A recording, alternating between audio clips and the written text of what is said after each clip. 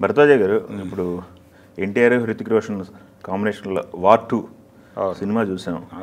ఏంటి పరిస్థితి, మీకు ఎలా అనిపించింది సినిమా? అంటే యాక్షన్ జానర్ సినిమాలు, స్పై జానర్ సినిమాలు ఎలా ఉంటుందో అలాగే ఉంది సినిమా. అయితే కొంచెం వీళ్ళు యాక్షన్ డోస్ పెంచారు సినిమాలో. యాక్షన్ డోస్ పెంచిన తర్వాత లాజిక్ అందనటువంటి రేంజ్లో ఫైట్స్, యాక్షన్ ఎపిసోడ్స్ ఇవన్నీ ట్రైలర్లో చూపించిన దానికంటే కూడా హై లెవెల్లో నడిచినాయి సినిమాలో.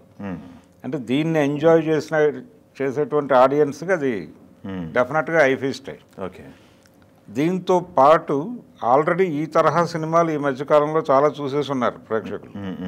అయితే దీనిలో ఒక చిన్న సర్ప్రైజింగ్ ఎలిమెంట్ ముందు నుంచి అనుకుంటున్నదే అది. అంటే చిన్న స్పై వార్ ఉంటుంది, అలాగే ఒక మిషన్ మీద వెళ్ళినటువంటి స్పై అక్కడ ఏదన్నా లింక్ అయిపోయాడా, వాళ్ళతో కొల్యూడ్ అయిపోయాడా, ఇలాంటి అనుమానాలు, అంటే ఎవరు నెగిటివ్గా మారే అవకాశం ఉంది, ఈ వెతుకులాట, ఈ సెర్చ్ ఆపరేషను ఇవన్నీ ఉంటాయనేది ముందు నుంచి అనుకుంటున్నదే. అదే లైన్లో కథ నడుస్తుంది సినిమాలో.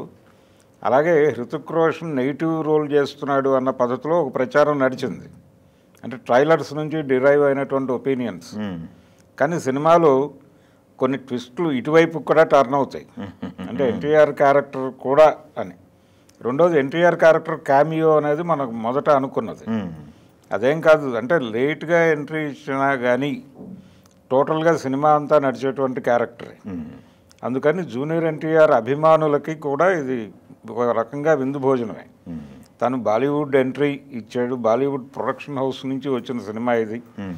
అలాగే ఇక్కడ ప్రధానంగా చూడాల్సింది ఏంటంటే, ఇటు నుంచి ఎలాగైతే కాంకర్ చేస్తున్నారో ఇప్పుడు బాలీవుడ్ సినిమాలు కూడా ఖచ్చితంగా సౌత్ ఇండియన్ ఆడియన్స్ని టార్గెట్ చేయటానికి ఒక స్టార్ ఎలిమెంట్ని లింక్ చేయకపోతే కష్టం అనే విషయం గుర్తించారు వాళ్ళు. బాహుబలి నుంచి జరుగుతున్నటువంటి పోరాటంలో రకరకాల ప్రయత్నాలు జరిగినాయి. ఇప్పుడు అయాన్ ముఖర్జీ నుంచే బ్రహ్మాస్త్ర చూసాం మనం. అవును, అది కూడా ఆశించిన ఫలితం సాధించలేదు.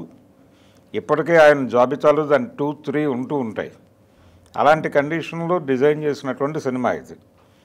ఈ సినిమా ఏ మేరకు సక్సెస్ చూస్తుందో దాన్ని బట్టి నెమ్మదిగా సౌత్ నుంచి లింక్ చేసుకోకుండా వాళ్ళు ఏ ప్రాజెక్ట్ని, అంటే భారీ ప్రాజెక్టులు ఏవి లాంచ్ చేసే పరిస్థితి ఉండకపోవచ్చు.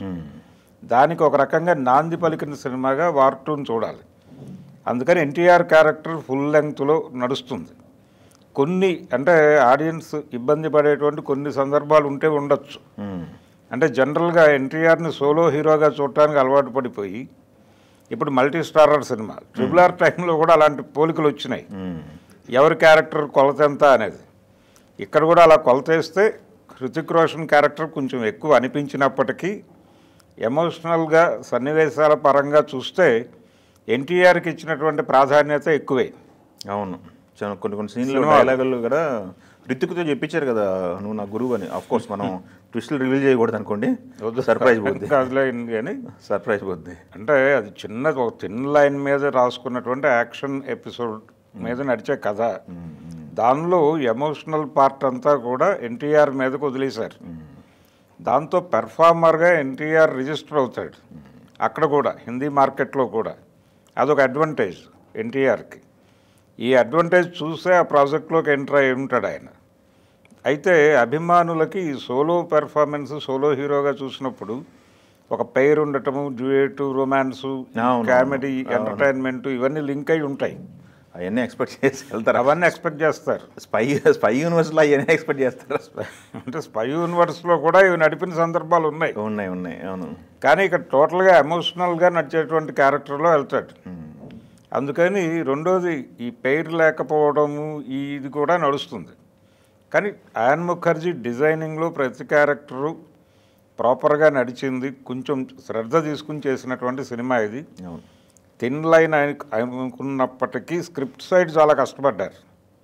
విపరీతంగా కష్టపడి ఒక ప్రాపర్ సినిమాని ఒక బిగ్ స్కేల్లో ఇవ్వాలి అని అనుకున్నాడు. ఆ బిగ్ స్కేల్ సినిమా అంటే ఒక లావిష్ సినిమా, అంటే ప్రొడ్యూసర్లు నిర్మాణ విలువలు అనే విషయంలో కాంప్రమైజ్ కాకుండా ముందుకు వెడితే సినిమా రేంజ్ ఎలా ఉంటుందో చూడాలనుకుంటే వార్ 2కి ప్రిఫరెన్స్ ఇవ్వటం మంచిది.